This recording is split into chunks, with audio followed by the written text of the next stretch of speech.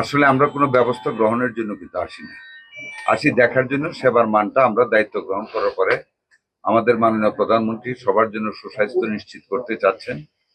কোনো মানুষকে আমরা বিনা চিকিৎসায় মৃত্যু করে দেখতে চাই না। ওইটাকে উদ্দেশ্য নিয়ে আমরা এখানে আসি, সব জায়গায় যাচ্ছি, এখানে আসলাম। আমি একটা কথা বলবো আপনাদেরকে, আপনারা দেখেছেন, আমার সাথে ছিলেন, আমি রোগীদের সাথে কথা বলেছি, তাদের বিছানা দেখেছি, পাকঘর দেখেছি, বাথরুম দেখেছি, বাহিরের অবস্থা দেখেছি, তাদের ওষুধের সরবরাহ কেমন দেখেছি, ডাক্তার নার্সদের ব্যবহার কেমন আপনারা শুনেছেন, আমি কথা বলেছি। আমি কোনো জায়গা থেকে কোনো নেগেটিভ রিপোর্ট পাইনি। রুগীরা বলেছে আমরা দায়িত্ব নেওয়ার পরে তারা ভালো সেবা পাচ্ছে, ওষুধ পাচ্ছে, ডাক্তার নার্সদের ব্যবহার ভালো, খাবার দাবার ভালো। তবে 250 শয্যার হাসপাতাল 100 শয্যার খাবার পায়, কাজেই 250 লোককে তারা দিতে পারবে না। এটা আমরা কেন্দ্রীয়ভাবে করতেছি যাতে বাড়ানো যায়। আর খাবারের মান উন্নতি আরো করার জন্য আমরা 175 টাকা থেকে এটাকে 250 টাকায় উন্নীত করতে যাচ্ছি। ইনশাল্লাহ আমরা কিছুদিনের ভিতরে এটা করে ফেলবো। সিটের সংখ্যা বৃদ্ধি করা হবে, কোড নাম্বারটা চেঞ্জ করা হবে।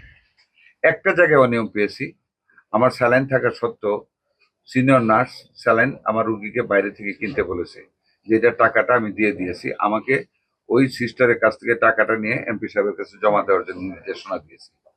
ওনার উত্তর ছিল যে এই স্যালাইনগুলি শুধু কলেরার জন্য। হতে পারে যে এটা ওনার ভুল ধারণা হতে পারে, ভুল ধারণা থেকে করতে পারে, ইচ্ছাকৃতভাবে করতে পারে। আমি সুপার সাহেবকে বলেছি, উনি আসলে ওনার সাথে এটা কথা বলে সুরাহা করার জন্য এবং ওনাকে হুঁশিয়ার করার জন্য। একজন ডাক্তার পেয়েছি, এখন পর্যন্ত আসেননি। ওনাকে আমি সিভিল সার্জন সাহেবকে বলবো যথাযথ ব্যবস্থা গ্রহণ করতে। আর যদি ধরেন একদিন কোনো দৈব কারণে হঠাৎ হয়ে থাকে, তাও হুঁশিয়ারি দিতে, সতর্ক করতে, যাতে করে নিয়মিত হয়। আর সব ডাক্তারই আছে, নার্সরা আছে।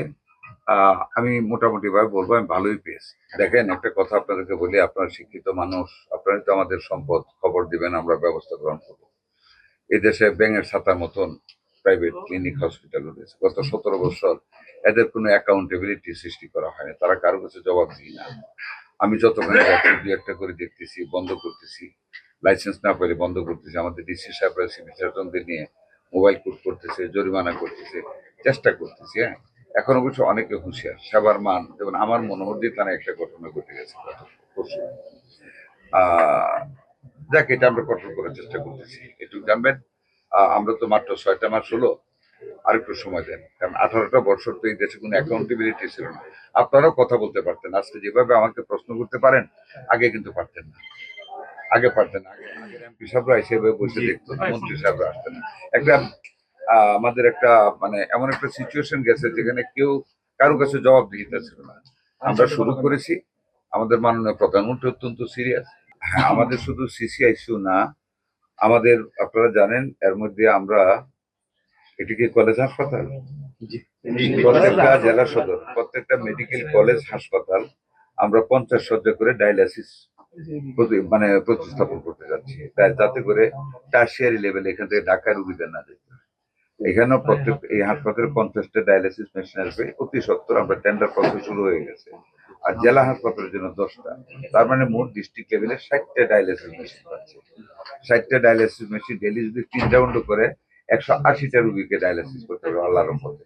এটা আর 3 মাসও লাগবে না ইনশাআল্লাহ, আমাদের মেশিন টেন্ডার হয়ে যাবে। নাম্বার 2, আমরা আগামী 2 বছরের ভিতরে উপজেলা লেভেলে আপনাদের 10টা করে বেড দিচ্ছি ডায়ালিসিসের জন্য। এবং বিল্ডিং এর কাজ অলরেডি ডিপিপি হয়ে গেছে, টেন্ডারে চলে যাবে, বিল্ডিং হবে, শুধু ডায়ালিসিস না।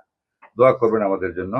আমরা আপনাদের 150 থেকে প্রথম 101 শয্যা ঘোষণা করেছি, মাননীয় এমপি মহোদয় জানেন।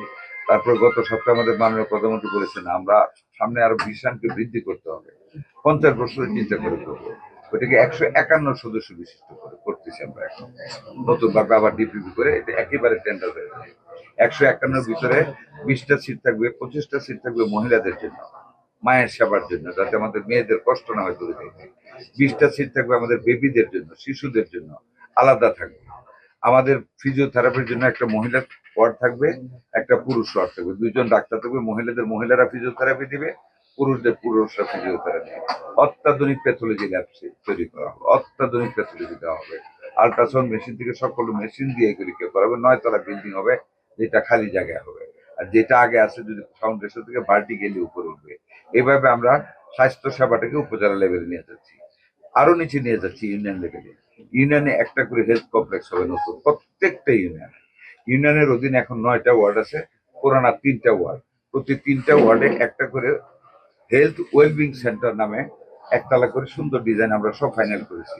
3টা করে 3টা হেলথ হাব হবে ওইখানে, মানে ওই 3টা ওয়ার্ডের একটা বিল্ডিং থাকবে। এখানে মিডওয়াইফার বলবে, টেকনিশিয়ানরা বলবে, ঘরে ঘরে গিয়ে মানে মেশিন নিয়ে যাবে, ব্যাগ নিয়ে যাবে, সাইকেলে যাবে, ওরা গিয়ে ওখানে হাই প্রেশার দেখবে, মেয়েদের ব্রেস্ট ক্যান্সারটা আছে কিনা যেটা হাতে বোঝায় প্রাইমারি লেভেলে টেস্ট করবে, মেয়েদেরকে শিখিয়ে দিয়ে আসবে কিভাবে টেস্ট করবে, ইউটেরাস টিউমারটা কিভাবে টেস্ট করবে মেয়েদের শিখিয়ে দিবে, হাই প্রেশার দেখবে, লো প্রেশার দেখবে, ব্লাড টেস্ট করবে ওইখানে। ওইটা যদি থাকে ওইখান থেকে রিপোর্টটা আসবে ইউনিয়নে। ইউনিয়নে ডাক্তার থাকবে স্ট্যান্ড বাই, ডরমেটরি সহ ওনারা ওখানে থাকবেন, ওইখানে ডাক্তাররা ট্রিটমেন্টটা করবে। যদি ওনার ক্যাপাসিটি বাইরে হয় সে রেফার করবে উপজেলাতে, উপজেলা যদি ব্যর্থ হয় সে পাঠাবে ডিস্ট্রিক্টে, ডিস্ট্রিক্ট যদি মনে করে পারবে না then it will go to the tertiary level, তার মানে ঢাকা, রাজশাহী, যেখানে যেখানে বড় আছে। আমরা এই 5টা স্তরে চিকিৎসাকে আমরা ভাগ করতে চাচ্ছি। তারপর আমরা ই হেলথ কার্ড সিস্টেম, এটা টাইম লাগবে, 5 to 10 years টাইম লাগবে, এটা সকল 20 কোটি মানুষকে এর আওতায় আনতে। আমরা চেষ্টা করতেছি, we are taking different steps to improve the total health section.